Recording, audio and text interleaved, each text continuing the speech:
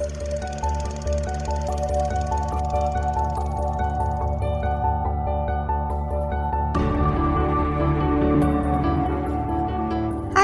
I'm Sophie. Hi, I'm Paul, and we are SP Film Viewers.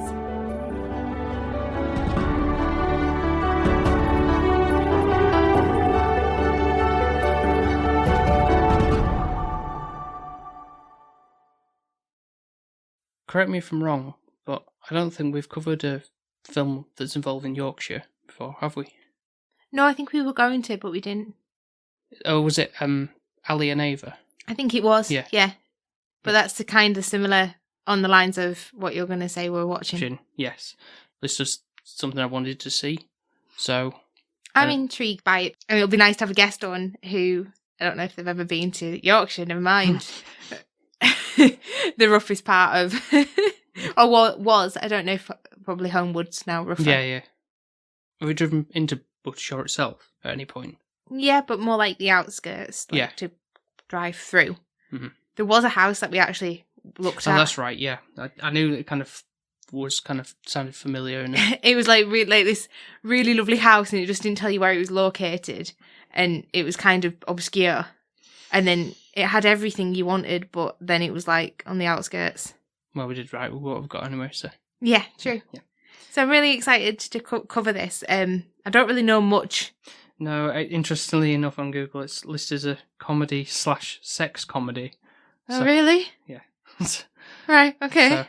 So it has, I suppose, a British charm to it of such. So that'd be interesting.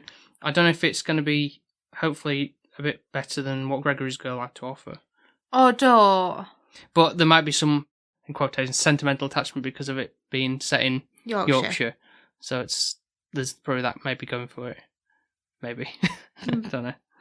Well, pick up the accent, but some of the people sound in our area. There's no wrong with Yorkshire accent. No, but certain areas. Some of us we can sound a bit thick, you just some, but not most. You don't. I don't know what I sound like. You are Yorkshire, but I'm a confused Yorkshire. I don't know if I really sound. I don't know what the best you part are. Of my life here, but You just sound like your dad. So I guess a bit brummy, but not confused brummy. And I'm a confused Yorkshire. I'm too high pitched, I think, for Yorkshire. Yeah, but there's certain words that you say. Oh, no. Exactly. But the synopsis of the film reads: in a poor area in the north of England, impoverished teen babysitters Rita and Sue become involved in an affair with Bob, who lives with his family in a modern house on the wealthy side of town. What do you mean they're having a threesome? I never knew that's what that title meant. What do you think? It was like a whimsical little... I thought they were just friends. I don't know. Am I naive? Is that before you knew it would be in a sex comedy, or just the little comedy, like a light-hearted... I thought it was more romp? No pun intended. Ali and Ava, kind of like... Okay. I don't know. And maybe the Bob too is the child. I don't know. I haven't seen it. Well, neither have I. But I know there was that going on with it, but I don't know to what extent does it. I was looking forward to this until you told me that. That just seems a bit sketchy. Like they're just getting his money. Probably, more than likely. I'm glad we've got a guest on this one now, just to give me a bit more insight onto it, and obviously with the pick of it. Yeah, it'd be interesting to hear his thoughts on. Yeah. Well, if he's seen it firstly, or if not, what did he make of the scenario? Be interesting. Well, we'll get down to watching this then, and... Don't you be getting any ideas? No, this is a two-way thing. Not three-way street. No, it's never happening. Right, okay, well, we'll be back shortly with our thoughts on our guest joining us for a discussion.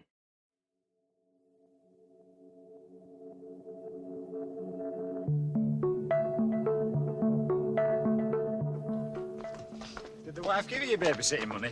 Yeah. Here's £2. Get yourself some cigs. Are you sure? Of course I'm sure. Here, take it. Thanks. Thanks. Are you two courting yet? No. Wow. I'd have thought 2 young lasses like you would be caught in by now. Well, you know what Thought did?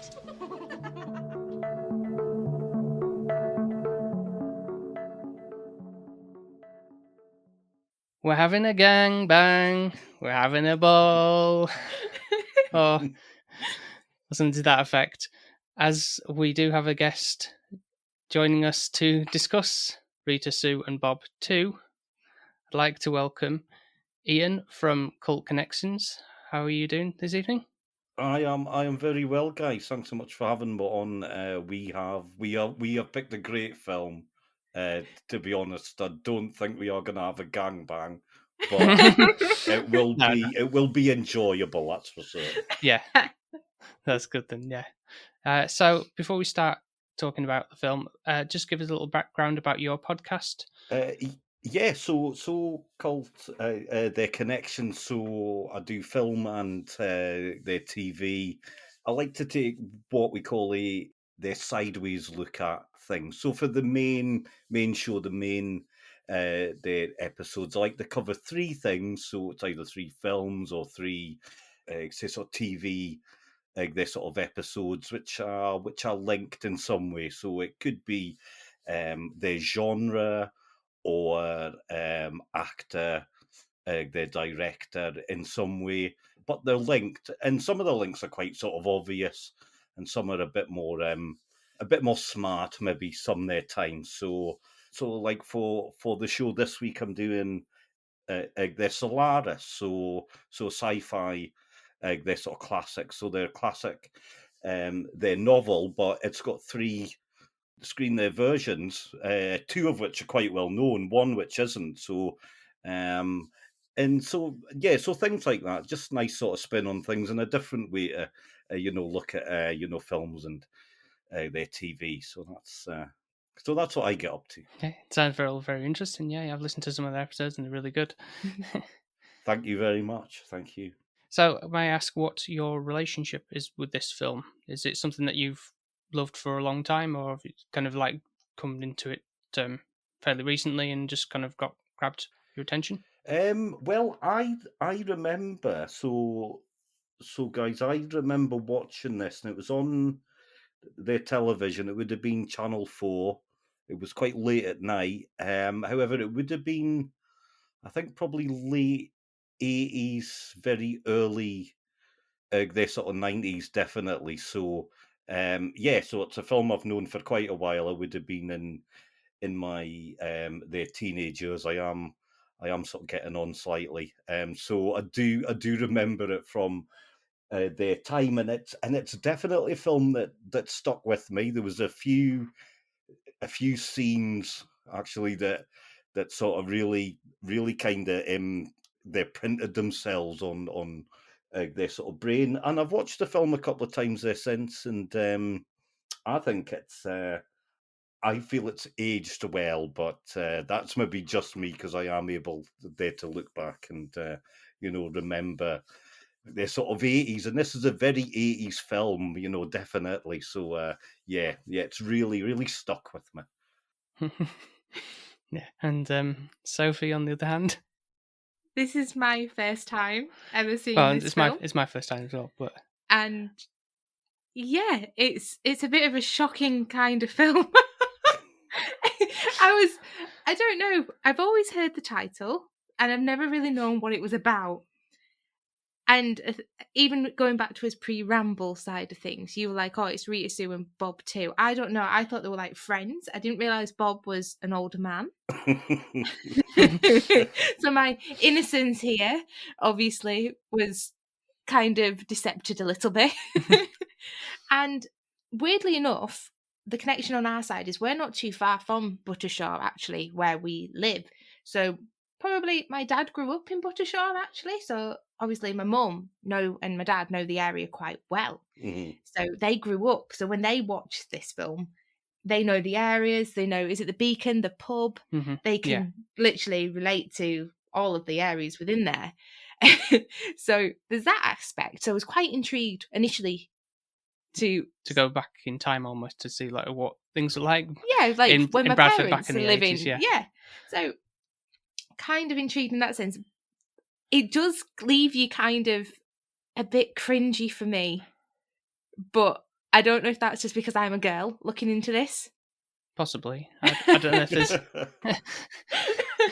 Yeah, because obviously it's kind of like Bob himself is kind of a bit of almost domineering in the way that he kind of takes advantage of the girls. It almost feels like, I mean, they don't know any better, but they kind of know what they're doing, type of thing. It's not like they're totally oblivious to what he's saying initially when he takes them up on the moors. Initially, it's not very sort of clear cut, is it? I think if this film was to be made now, that the tone of it would be very, very different. Yes, absolutely. Yeah. The lines are very blurred, aren't there, as regards, Bobby is an older man, Rita and Sue are, 17 maybe? Yeah. And they get up to stuff which let's face it, Bob would be, off, well, he might not be, but we would like to think, Bob would be off down there, the jail for what he gets up to. Yeah, but, absolutely. Yeah. You would. But then there is a bit of consent from the girls, I think, as well, to be honest. And I think it's more their pride within this that I'm a bit shocked by. Like, as a female, I'm like, really, I don't really want to share a man. So the fact that they're in a car together and then taking it in turns, that was like the first kind of scene after babysitting, wasn't it? And I was like looking at Paul thinking, what is this getting me into already? I think probably for me, if there's one aspect of it, then that is probably the hardest one to they swallow, as it were. That that the two of them are so open with each other about what they are sort of doing. Yeah. But I would, to be honest, I think the rest of the sort of events, as it were, seem fairly sort of real. I can imagine that lots of people did very similar things. So I think it must be something to do within the 80s or something, like, because we watched or the 70s, like Saturday Night Fever, and that was the same kind of principle where it was in a car anywhere that they could find anything and be kind of at it with people knocking, trying to go in next. Yeah, not having a care in the world, basically, about, just a second, don't worry, we'll finish up and then you can have a go, type of thing. I don't know. Yeah, more carefree, perhaps. I don't know. I think that won't fly nowadays, would it? No. But I think that's the worst scene for me. But then it kind of then becomes a bit more jovial about it. I think it kind of shows you the rawness of it. Yeah, I knew from going in it was going to just show that initial scene is because, like the first time doing it with somebody is kind of like exciting and stuff, isn't it? Like a new relationship. And then after the fact, it kind of, you don't need to see, or you don't need to show that. It's kind of implied at least. And then, or there's obviously like complications later on when he, like Bob can't get it up later on with when Rita's the first to have a go with him instead of Sue. But it's there's those, and then there's obviously then ultimately leads to the whole like being discovered about it. It's like, well, what did you think was going to happen, Bob? Yeah.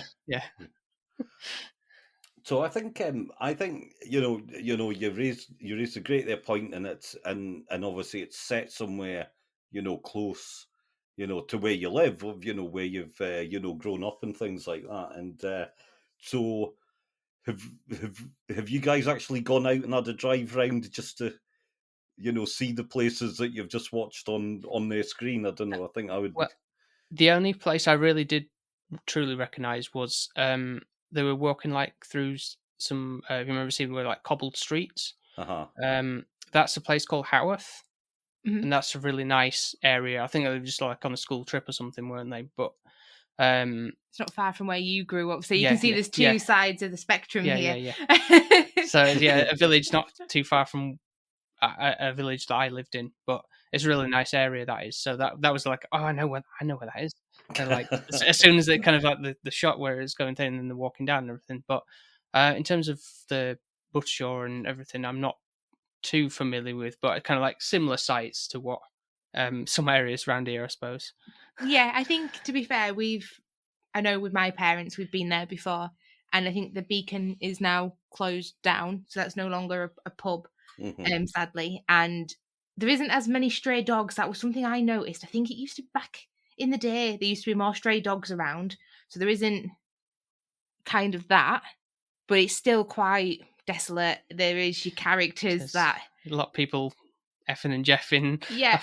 balconies or whatever and Yeah. stuff. Not so many people, I guess, leaving doors open, because I think that was something I noticed. Was that a thing back in the 80s where you could, almost like a RPG game, where you could just walk into people's houses without knocking on the door? I don't know. Well, that's an interesting point. I think there for me, and my sort of accent maybe doesn't really show it, but my roots are the northeast of the England, and I mean, working class sort of life was, doors were open. People did actually just sort of pop round and go into each other's houses, and what struck me as well was that the look of their sort of estate could have been, done the D where I live very closely. It looks very similar to places there. Probably sort of Hackney's much the same. It's quite it's probably somewhere accents might be different, but the places themselves are very, familiar, and for a lot of people, very sort of real. I think, it's a very real sort of place. This isn't this isn't your nice, cozy sort of middle class, Britain that we get on sort of film. This is somewhere sort of real, and to be honest, we don't really see that all that often. No, we really don't, and I think that's what kind of makes this quite raw, and you kind of see the different shifts within classes within this film.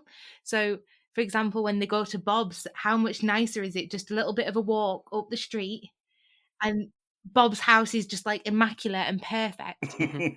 And then you've got the extreme of going to Haworth, which is like quite posh. It's got the Bronte sisters from there as well, so it's got a bit of history to it, and you can see how well they misbehave in that environment, and they look like they don't belong there. They stick out like a sore thumb, basically, yeah. And then when they're going on and stuff and everything, it's like, oh yeah, causing a scene, but that's school kids for you. But it's a lot deeper than what it is. Just like, oh, she's picking on me or whatever, that kind of silliness is there's actually more depth to why she's calling her out about basically a friend or whatever.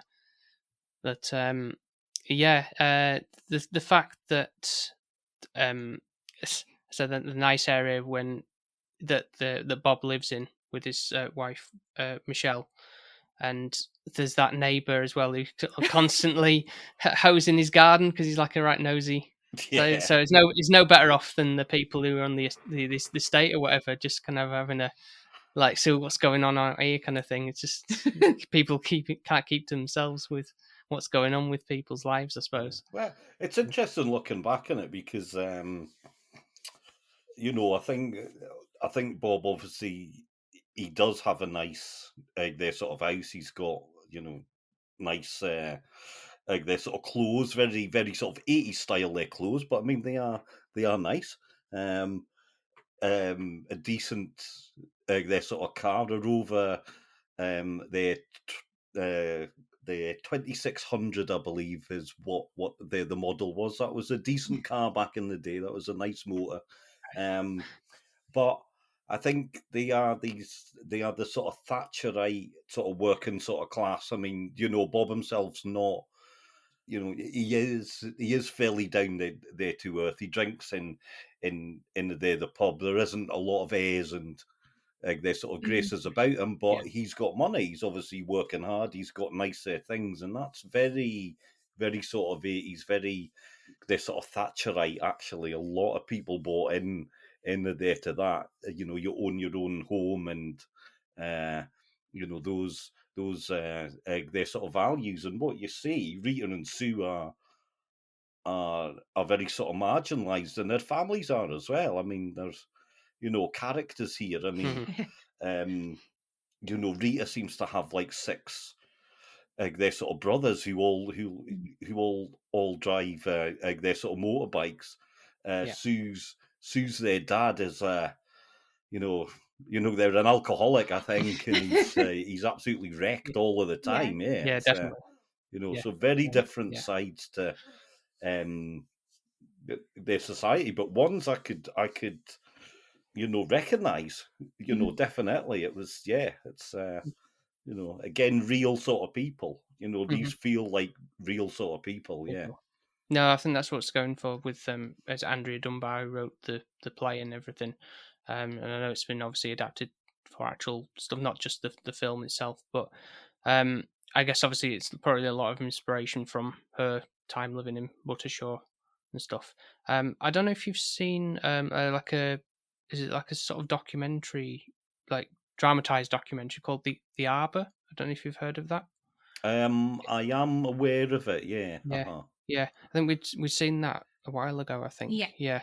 Obviously, sort of not much context based on Rita and Bob, but I think that was kind of an interesting take on how to show like what her upbringing was, and get a sense of how her life was, and just do it in a way that was kind of seemed pretty unique, really, as a sort of like telling of people's recounting how it was from like recorded footage, but like dubbing over it with like other TV actors and stuff like that to play the characters and stuff. So that was quite interesting.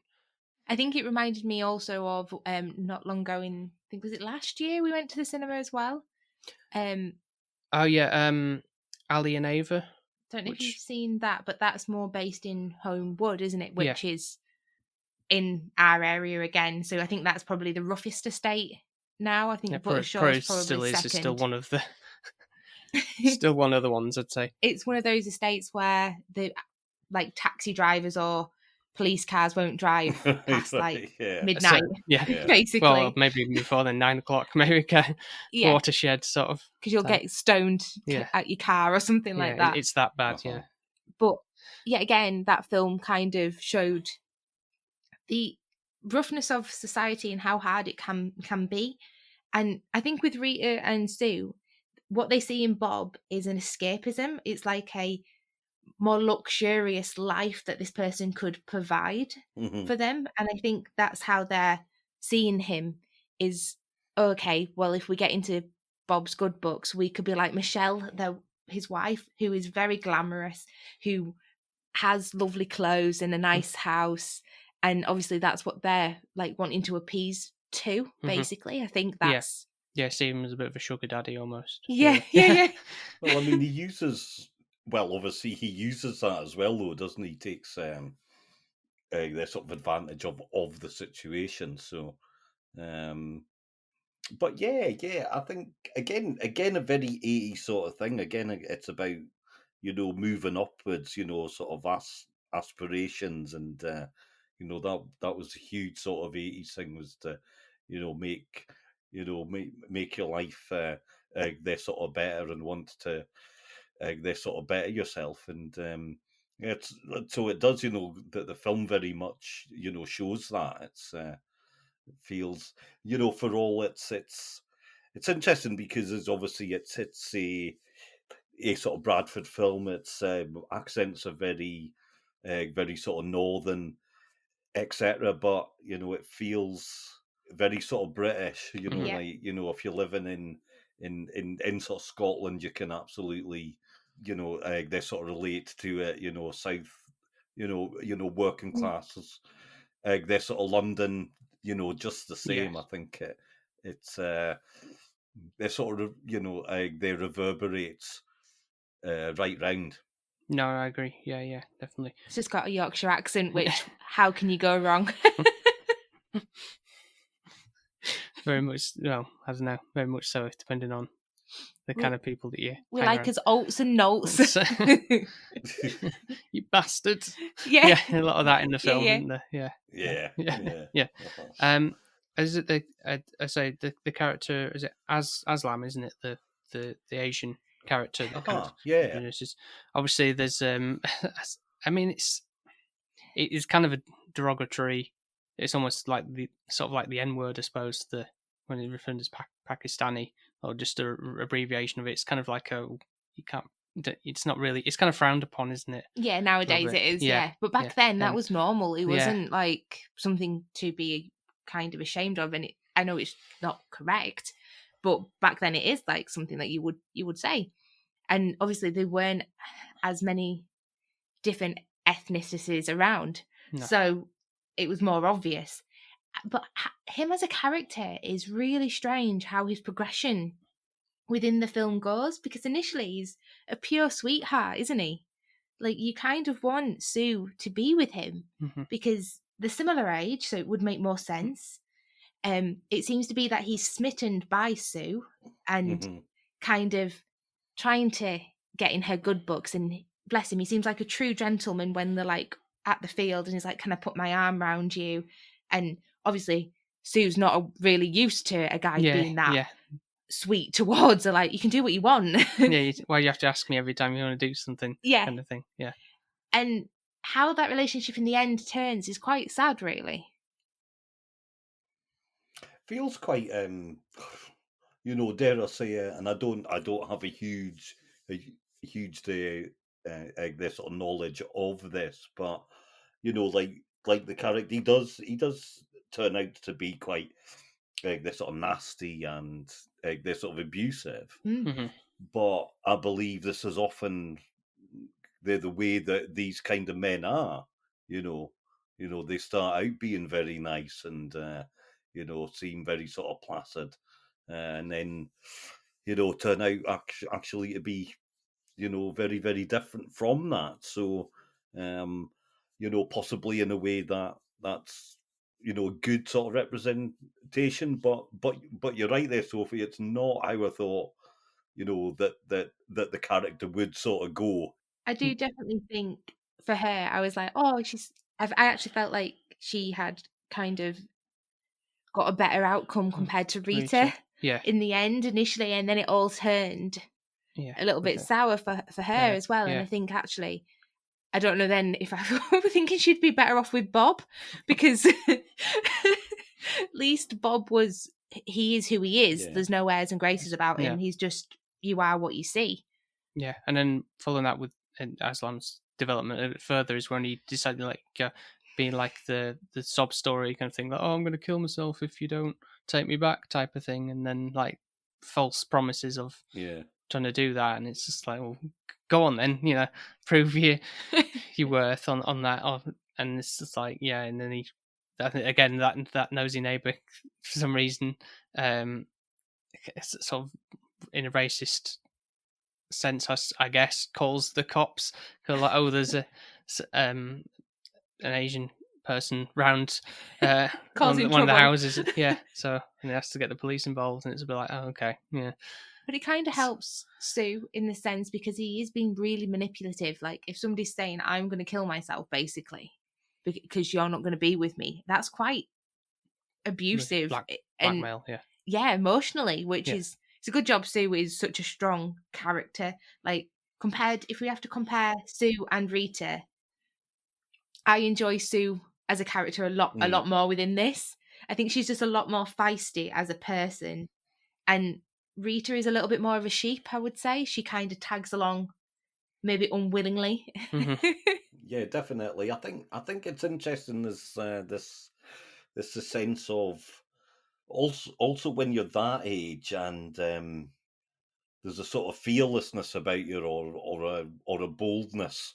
I think like dare to say that first scene where they're up in Bob's their car, and Bob is alluding, to what they might sort of do, and Sue is very, she knows what's going on. Rita does as well. They're both quite sort of worldly, but they are almost sort of liking Bob's their sort of bravado that he's got, and sort of egging him on. And I think we've all met actually young sort of women who have that sort of confidence, or that their sort of cheek as well. There's almost like, they feel, sort of ready for anything, and ready to take on the world, and that's what they're doing. And again, I think for me that's a positive, seeing actually young sort of women like that, and we know that in many ways this film's quite absurd in some ways. It seems and some of it does seem shocking in a sense, but I mean it's what the people do. It's what young ordinary women would do. They would not stick at school and enjoy life as much as they could. And it's great to see sort of characters there doing that and saying, right, I'm going to get what I want, and good for them. I suppose one way of looking about it, really. I think it's kind of interesting how they kind of played that way, and because I mean it's still kind of relevant in a sense to how today's there's films today where it kind of like tackles, like say it was set in London or something, and I think there's a film called Rocks, I think, which where like a young girl who's having to look after a younger sibling or something because her mum's not around and everything like that, and there's that whole school thing. It's like having that sort of I can't be here because I've got to look after my brother and stuff. I've got other things got going on and stuff. It's kind of it's still things like that are still kind of relevant to this day in film. So it's kind of shows that factor's not changed about, like, there's certain aspects of the film that are still to the point on how they are today. That hasn't changed. It's just in a different decade, whatever. Yeah, I think it's what I think you could remake it now, and it would be still as relevant and they're sort of fresh as it is back then. I know obviously maybe a lot of aspects of it kind of date it a little bit. So some of the language, it is a hugely 80s film. So what I will say, so they're Bob for me is defined by their two things. He has a white suit and he has a brown leather their jacket. Two very 80s sort of fashion there statements. When he was when he comes back and he's got his white there suit on, I'm like, oh yeah, this is the 80s, so obviously that would be slightly different. Rita and Sue, mullets going on. I mean, come on. I know. Gosh, you pointed out, didn't you? Yeah. I was like, that'd annoy me though. It's like just sticking up this hair. I'd be like, I'd want to have a clip or something, because it can't go in a bobble or anything like that. It's just flapping. Yeah. It would drive me insane. But that was the style. That was the thing. That was the style. I think there's a scene they're at Bob's house and they're dancing to like this sort of Bananarama, I think it was. So, and this actually just reminded me of my sort of school years, and it just seems so they're sort of familiar, but the issues that it tackles are probably still hugely sort of relevant. I know that the Bob character might be sort of looked at very sort of differently. I mean, he's he's in his he's in his 30s probably, and he shouldn't be doing what he's doing. But I think that could be touched upon in a different way. But they're all sort of likable, though. That's the thing. I mean, the three main characters are. I must admit, I do kind of warm, to them all. I think, yeah, and I think for all of the hardships that they go through and the the sort of deprivation that you see, obviously, like sort of Buttershaw's not a great place to live, but these are likable sort of people who are getting on, and making the most of what they've sort of got, and actually showing that, ordinary life. And I have mentioned this a lot, but working class life it can be funny and it can be sort of tragic, but people get by and we make the most of what we've got, and and that's still the same there today. I think it's still hugely they're sort of relevant, and we don't see enough of it. I think this is the thing, as a film, we need more of this, because how many costume dramas do we get? How many cozy middle class their comms are. That there's loads of them, but you don't get enough films like this one. And I think that's one of the things that makes this quite unique, and I think it's also makes it more relatable.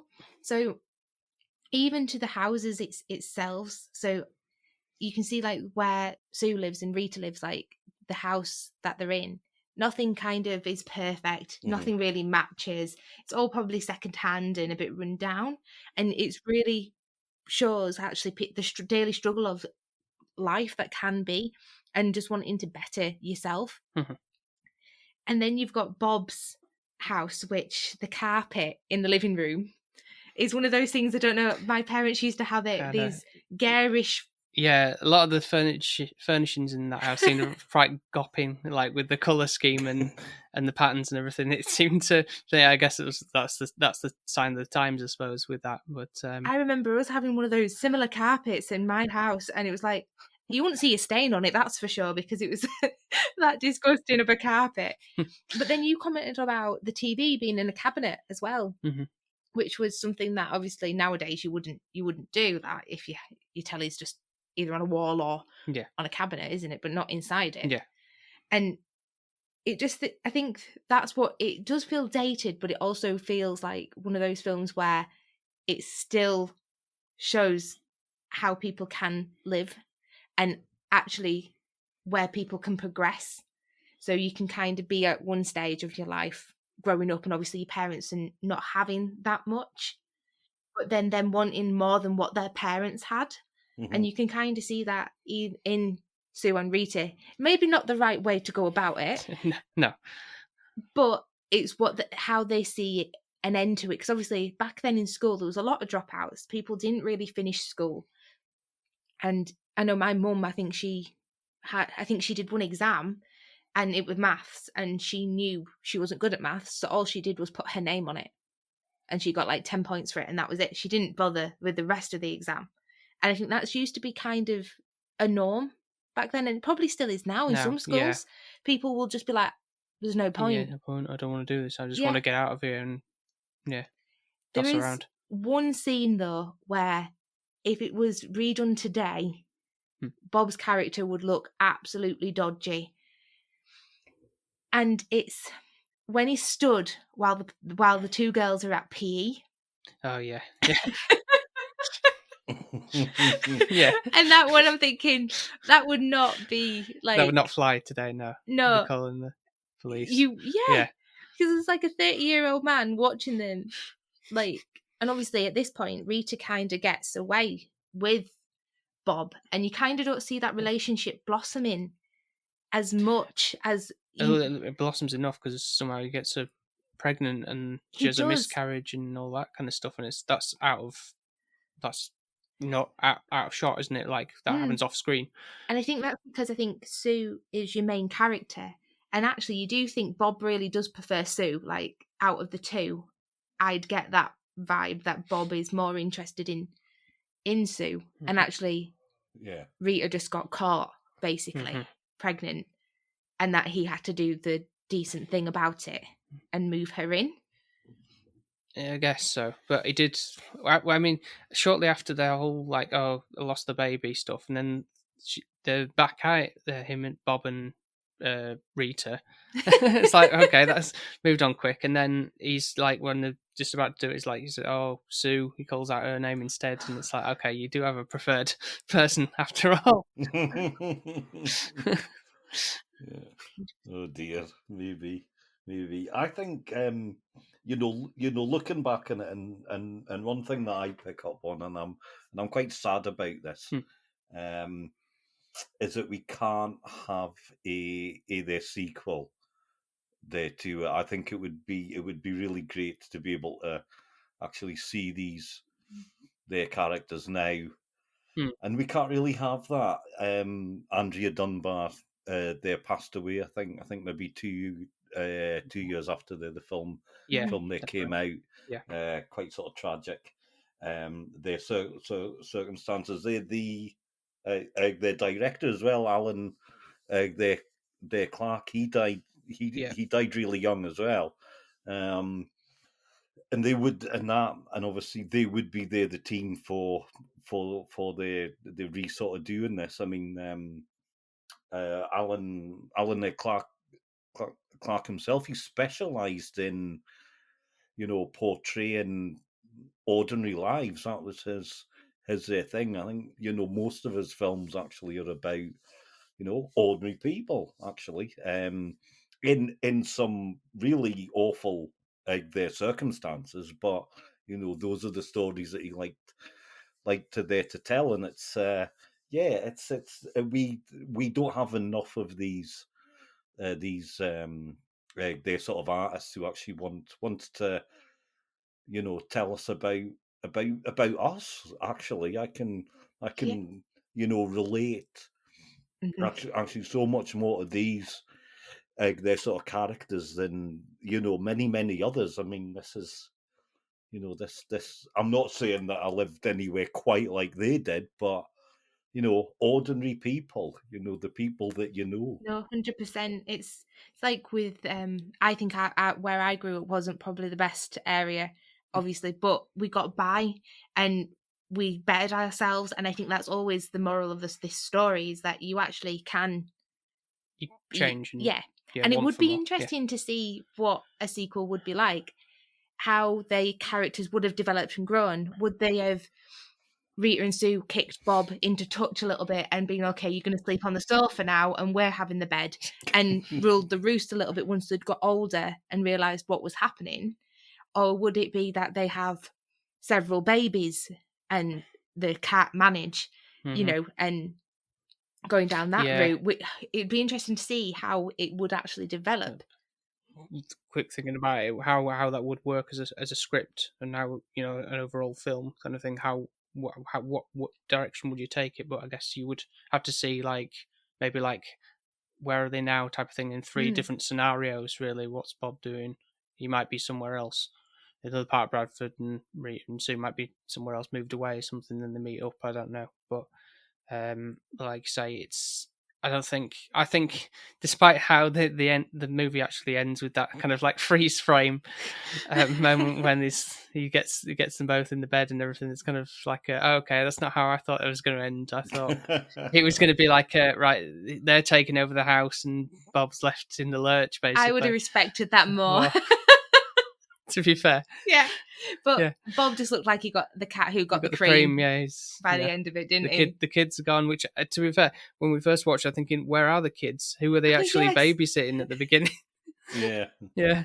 You do see them later on. I thought maybe it was they weren't showing them because that they didn't have permission to use any kids. It's just implied that they were actually they were babysitting, but they just couldn't show them on screen, but they did in the part way through when Michelle took them away, or Bob was left with them anyway. But, yeah. And you get a glimpse of them, but it did make you think, while they were babysitting, what actually were they getting paid for? and why did they need 2 of them? Were they that much of a handful? Yeah, I think it was just to keep the other babysitter company, and obviously Bob and Michelle were well off enough to pay for 2. But also, Bob drives them home and then goes, "Oh, did Michelle pay you?" And then I found it interesting. Nowadays, I think if somebody said this to any babysitter, they'd be like, the cheek of it. "Oh, here's an extra £2." And that was being generous. Yeah. Whereas now you'd have to be like, "Oh, here's a £5 or a £10," wouldn't you? To probably. Be today's economy. Yeah. Well, he said he's £2 there to go and buy some their fags. Now, I mean, you're not going to get there 20 fags for £2, that's for sure.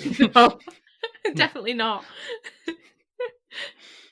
So performance-wise, I think though that the film's great. I think that the 3 leads are absolutely brilliant, and I think what stands at testament, obviously George, they're sort of Costigan by that time had a sort of established their sort of actor, but the two female leads, so obviously very young at this point, but these are still actresses that we see in our big shows actually, to this their day. Now, funnily enough, I watched this film on their Monday, I think it was, and I was watching it on Monday, and my wife was actually watching Happy their Valley in the other room, and who was on their screen, but the Rita herself in the Happy Valley, and I was like, oh, it's just so. I mean,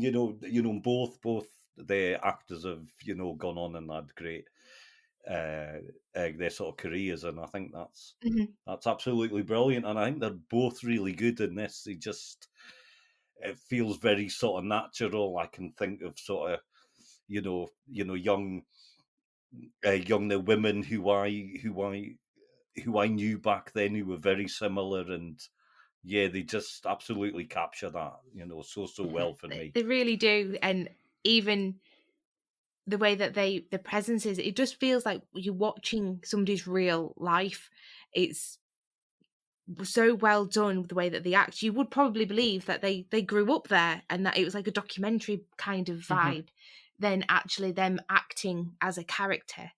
Even going to Sue's dad, like, to act that drunk, unless he was, yeah, to pull that off as well, it's like a lot of effort to come across that way. So good on him for however he pulled that off. Yeah, it's great because you've got some true characters within this film, and I think that's what, like that the other guy you can say that the guy on the balcony who was kind of like yelling stuff when they're having their old confab on the street, which I looked up that because he says like the take him on Manningham Lane, which I do know that sort of that area. Did you not know what it meant? What, the red light district? Yeah. Is it still the red light district? Yeah. It's where you can get kind of prostitutes, basically. That's where that's what the meaning. Yeah. But I didn't know, I was like, where I think, unless I'm thinking somewhere different, Manningham Lane is that whole stretch of road which leads to like Bradford City Stadium. Yeah, I think so, yeah. But okay, it must be off a side street then, because I don't know whereabouts. I've not. I mean, I've walked down that lane, but I've digging a hole here. I've not. You're not sounding very convincing, Paul. I'm sorry, mate. No. Where he's like, Sophie, where can I pick them up? It's a long lane, I will say that. Yeah, okay. No, I haven't gone far enough then, have I? No, clearly not. But yeah, it is that kind of area where it's a bit dodgy. There was actually, where the Bradford Uni is? Yes. On the opposite side of it, like there was like flats that used to be there, and there was, true story, that a guy actually murdered these prostitutes. Right. A bit like Jack the Ripper, but a bit more gross because he buried them underneath his floor of his house or his flat. Oh, right. Gosh. And obviously there was a lot of smell coming after the fact of that. And then obviously that's how the police kind of... Yeah, I wonder how that happened. Yeah, but literally he was on that Manningham Lane. Right, okay. Just, yeah. No. So it does... But that's when, obviously, you kind of... The guy that was jumping up and down on the balcony, which Paul thought was hilarious. Yeah. So, and those are the guys that better the match of the day. This. Yeah. It's just those kind of characters. I think that kind of makes it kind of comical, but it's kind of like in a situation where I'm glad I'm not in that situation. I suppose it's always funnier to see it from the drama on when you're not involved in that drama. I suppose. Yeah, and I think, to be fair, with Rita and Sue, you probably nowadays would be like, do you mind your own business? Like, but they're literally just airing all the dirty laundry in the middle of the street. And it's like, it's just normal. They're not, I think, because they are quite, any area like this with an estate, they are very much, they will fight their own battles, but they are family orientated. And if anyone else comes in who is going to do bad to somebody, even if they don't really like that person, they're still within that area and they will have you back basically no matter what. Yeah. And that is what it is back then. Like I know my dad went into many fights when he used to live in Buttershaw because he was part of a gang back then as well. He had all his mates, just like Rita when she got taken by Michelle and all the brothers came after her. Yeah. It's like that is literally bang on the nose of how it would be. And I think, apart from Bob, I think Bob is my least favourite character of them all. Just because nowadays, I think, looking into it, it looks so wrong. And I think that's one of the factors of it. Like through today's eyes, it'd be like, oh, that's a bit sketchy. Yeah, but I bet back then when you first watched it, you probably wouldn't have even thought that, would you? To be honest, like, no, you're absolutely right. Very sort of different way of sort of looking at it, and they're the character, and no, people didn't really think that much of it. And you look at it now, and you're like, oh my god, this is not right, and their alarm bells are ringing, but yeah. But then, dare I say it, when we hear all these things about awful men from the past, and they got away with stuff, and were quite sort of blatant about it, and it was, so in that respect, we very much sort of changed for the better. It's but it does. That is probably the one sort of part where you're like, this isn't right. But It doesn't sit well. But I think sometimes nowadays, not meaning to justify this or anything, and I'm not, but we do safety tape a lot of things where we have to be correct or the right manner of tone or anything like that.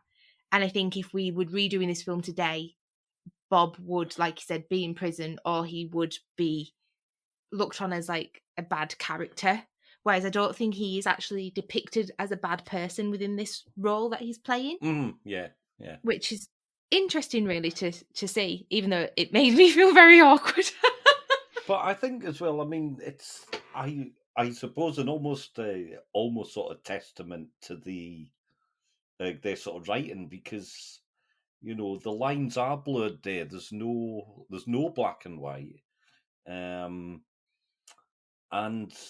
that is life. That's the thing. We take things at face their value, and I think we're very quick there to judge. And actually, this kind of shows that it does make you think. And I think looking back now, it certainly it's made me think. It made me think about a lot of things, and like for you, Paul, when you mentioned doing the film, and I was like, oh yeah.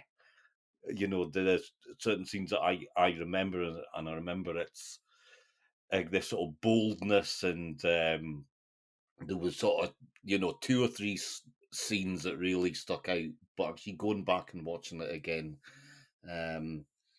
it's been so good because it's made me think, and I see this film not in a different light, but I'm really glad I've actually gone back and watched it, because I think it's a unique film. It's a film that we don't have enough of. We need more films like this. We need more films about ordinary people, and it shows you that life can be funny, tragic, serious, all wrapped up in the day one. And actually, that's what our lives are all about. Definitely. I know you said, Paul, didn't you, actually, from this, there were so many good lines from the actual film that you enjoyed as well. Do you have some examples? Putting you on the spot now. I know. Yeah. I think it's just more how the delivery of the lines and stuff, I guess, particularly like Michelle, when she's kind of like confronting Bob in the house about I think like make your own fucking tea or whatever. Kind of says this the way that's delivered in that kind of sense. Like, I don't know what you're sniggering about, you two girls on the sofa and all that kind of stuff, because like tee hee hee, like these school children type of thing, and that just the way that they kind of say things, or like Bob says, I thought I were great, kind of those kind of charming, like almost innocent, but it's not. It's just the way it comes across. It's just really humorous, and I guess just the whole argumentative way of the families bickering and even stuff. the two girls fighting over who goes first, like that in itself, is made comical. I think once you get past the first scene, then the kind of innuendo of how it happens that's what I mean, is after more the fact, it's comical, isn't it? After the fact, because you don't need to see that every time, because it just one, it would get kind of boring, and two, the audience doesn't need to be told every time this is exactly what's happening all the time. It's just use your imagination, I guess. To be fair, though, I mean, the scene, it is quite bold. It's quite matter of fact as well, though, and all we actually do see is George, their sort of Costigan's bare ass. So it's not the sex, scene, and this is the main one. It's not saucy. It's not the sort of titillating at all. You're not really going to get any sort of thrills out of it. It feels very matter of fact. It feels very absurd, and for me, it's almost like it does make you think. Like the sort of mechanics of it are actually quite they're sort of ridiculous. And it very much sort of portrays that, and yeah. Again, I guess sort of realism, because you see these the way that some movies portray getting really like down to it and everything. It's all like it really looks really intense and really hot and everything, and then but this is more matter of fact, as you say, like how it would really be in trying to shimmy around space in the car. You're like, oh, move the seat down or put your leg over there because I can't get it. It's how it would happen. It's not really meant to look like a glamorous thing. It's just like essentially a quickie, basically, of the scenario, and then it's all right, on to the next one. It's not a quickie, Paul. It's a jump, apparently. That's a jump. Yeah, a jump. Yeah. Is this? I don't know. I feel like if somebody said to me they were going to jump me, I'd think that they were going to like mug me or attack me, like assault me. That's how I would read the word jump. So, but when they were saying it, it's a better word than the other word. Shag. Yeah. That's a horrible word. Yeah, it's better than that. But was it a thing back then in the 80s that's what you would call it? To be honest, probably not.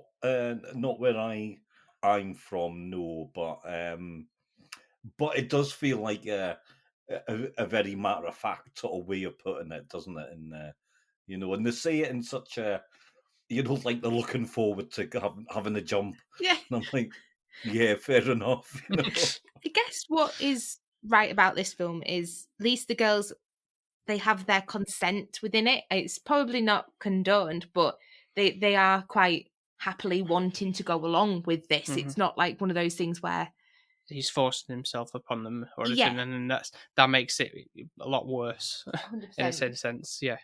But you don't really guess. I'm assuming they're at least 16, at the very least. You'd hope, if they're still in school. Yeah, I think because Rita falls pregnant only 2 weeks before she finishes school, so she's probably about 16 or turning 17, depending on when your birthday is. Yeah. So, okay, Bob. Right, we'll let you off. Yeah. Slap on the wrist. Yeah. Yeah. Yeah, because you're allowed.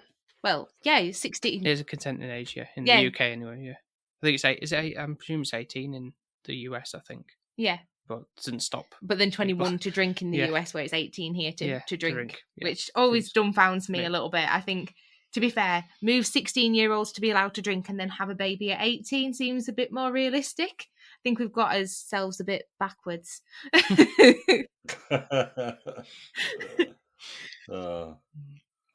Yeah. Anything else to bring up before we go to the scoring? I don't think so. No, I do. I am really pleased that we covered this. I think it was a great choice. I know for you guys, it's a great film because it's filmed so sort of nearby, and actually we don't see our own sort of towns and things like that on sort of screen. All that often. Certainly, I certainly don't, and I love that. I love the fact that it's filmed in real sort of places, and these feel like real, they're sort of people, and and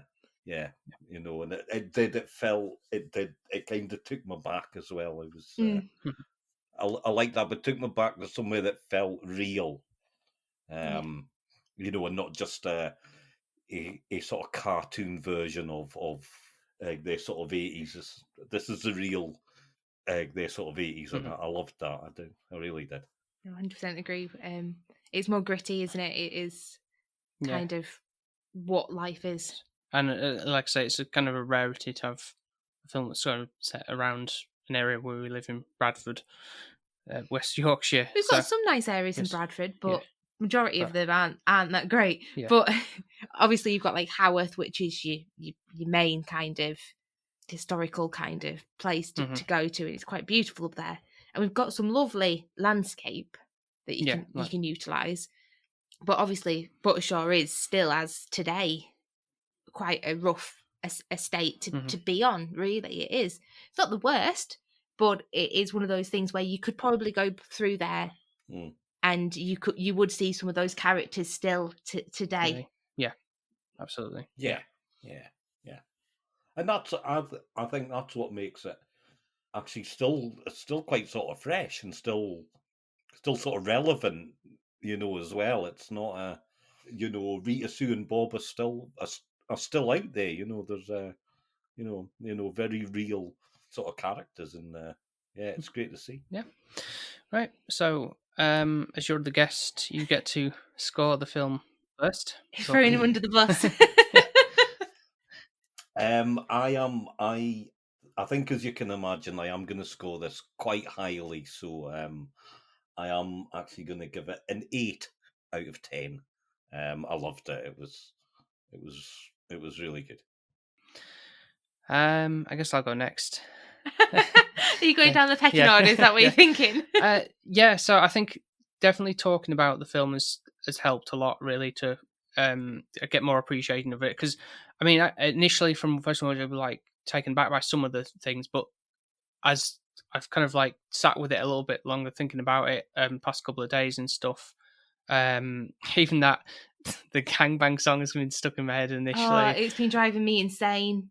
And even that introduction, that the almost like a comical, like jazzy intro to the film as well, is kind of like amusing. Like took me back by surprise, really. But okay. Well, funnily enough, so the gangbang song, so Black Lace, right, a proper pop act from the 80s, famous for Agadoo, if you know that song. Oh, right. Yeah. Oh, right, okay. I know that one. Yeah. So I think come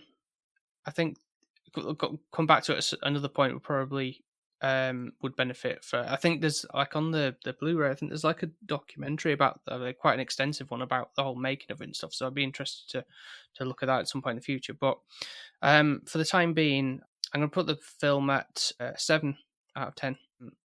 I think for like a couple of the aspects of what the film like, it's a bit sketchy and stuff, like I'm not too comfortable with this, but for the comedy value that it kind of, or maybe unintentional comedy, I suppose, from what the characters have to offer, and kind of just seeing a film that's kind of set in an area I sort of know, well, I've kind of grown up in for best part of my life, really.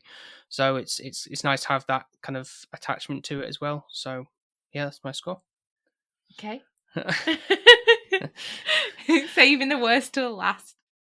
Right. So I'm going to be completely honest and say, initially when I first watched this, my score would have been very low. And I'm meaning like 2. And on reflection, we've scored some other films. So my other films that sit within a 2 would be Borat and Super Mario. So Paul was like, really? And obviously, speaking to yourself as well, it's helped kind of understand from a different perspective. And I think when this was created, I couldn't probably initially get past Bob as a character first when I watched it. And I think that's just because obviously the first time I've watched it, I know that that's not right. And he's technically would be classed as a paedophile. Yeah. And it felt a bit like, oh, I don't know how comfortable I feel with this. Yeah. And I said to Paul, if it carries on like the opening scene, I'm really not going to enjoy this film. But luckily for me, it doesn't, which is great. It kind of becomes more of a comedy throughout, like, they're trying to do it behind the sofa and it's covered up then being more discreet, which makes it seem more lighthearted than the first initial. And I will say, probably because obviously my parents, my dad grew up in Buttershaw, mum and dad used to court around there, so there is an area of obviously my upbringing is within here, and it's helped on reflection to think, okay, yeah, this can be a bit higher. I can't probably do it as high as Ian and yourself. However, I'm going to go with a 5, which is very high from me. Obviously, as well, I'm looking at this in a female perspective, which is completely different. Yeah, absolutely. As well. Yeah. And the only reason why it's a 5 is just for the growth of the characters. I would love the film to end, though, where Rita and Sue take over Bob's house. Yeah. That's how I want it to end. Not when they get back into bed together. I'm like, no, just put Bob in his place. That's what needed to happen. But obviously, that's me putting a nicer spin on it. Yeah. Which this is what the film is not going for. So actually, the way it ends is probably more true to the film. Yeah, I guess. Yeah. So there we go. Yeah. Well, as I like it, I'm kind of glad you kind of sort of turn around the end of it. Went up 3 points, so that's good compared to being initially 2. Yeah. Is it something is that one and done, or you think like after a certain while you'd maybe come back to again, or? It'd have to be a long while, I think, and because I'm having a gangbang in my head to re-singing it afterwards, because it's so catchy, but then at the same time, it's kind of wrong, to be singing it. So you're like, for that reason alone, but it's just a funny, jovial song. But... we didn't even cover that scene, actually, to be fair, where Bob was so stupid that he went to the local club. Yeah, decided to take the 2 girls, Mavis or whatever she's called. Like, oh, hello. Like, it's like, like what did you expect to happen? Like, someone's going to see you. But... it just shows karma can bite you in the bum at any time, basically. I think it probably shows just what the sort of idiot actually Bob probably is. You know, he's a bit stupid. You know, and he lets the Todger. I was thinking that. Yeah, think for him, doesn't he? So, yeah. Mm-hmm. I just thought if I said it, it would look like, oh, yeah, typical woman saying it. But, see, it's not only me that thought it. Yeah. Well, I guess he wasn't really intelligent if he's hanging around the schoolyard, I suppose, either. He's not doing himself any favours. No, he's not. But could at least be hiding behind a tree or something. I don't know if that would look more suspect. Perhaps, I don't know. No, but it's definitely something, I think, just for the fact of we know where it is, and it's got some kind of what we'd class as dodgy areas and some that are really lovely areas, just for that aspect alone, to rewatch it. But I did really enjoy the documentary side of it more so. Yeah, like, the Arbor. Yeah, I actually enjoyed that more than Rita, Sue and Bob too. Okay. There we have it. So thank you very much, Ian, for joining us on this podcast. Oh, you're very welcome. It's been absolutely brilliant. It's been great actually going back and watching the film again. But even better, actually talking it over with you guys, because, lots to talk about in that film. And I was a bit like, I sat down and did my notes. I was like, but you know what? Lots there, which has been absolutely 100%. Brilliant. So if people want to find you on the social media and stuff, where would they find you? They're sort of Twitter, basically. That's about the only place I hang out, because I can't really be sort of arsed with anything else. So you can find me there. I'm at Connections, their cult. So it's the name of my show. Just switched around because I couldn't have it there the other day. No, someone stole it there for some reason, which is a shame. Yeah, exactly. So you'll find me there, and that's about it. To be fair, so and you're on all the major podcast platforms, I suppose, as well. Yeah. All the places. If you would like to listen, then you can find me there. Awesome. So, with that being said, thank you very much for joining us again, Ian. Thank you for your time. No, you are very welcome. It's been my pleasure. Thanks, guys. Hi, this is Paul. Thanks very much for listening to this episode. And if you'd like to check out some of our other episodes, you can do so over on Apple Podcasts, Spotify, Podbean, and wherever else you get your podcasts from. Also like to shout out the patrons who support us with our show. And they are Mark from 100 Things We Learned from Film, Ben from Film Vloggers, our friend Jones at Weight Loss Jonesy on Instagram, and Sophie's mum. And if you join our Patreon, you get a nice little shout out, and you also get to vote once a month for a film for us both to watch and review. So to join our community for the low price of £1 or $1.50 a month, then head over to patreon.com/spfilmviewers. You can also find us over on the social media platforms of Instagram, Twitter and TikTok under the handle SP_filmviewers. And lastly, if you'd like to leave a 5-star review, you can do so over on Apple Podcasts, Podchaser and wherever else to do the podcast scoring system. Thank you very much for listening, and we'll speak to you next time.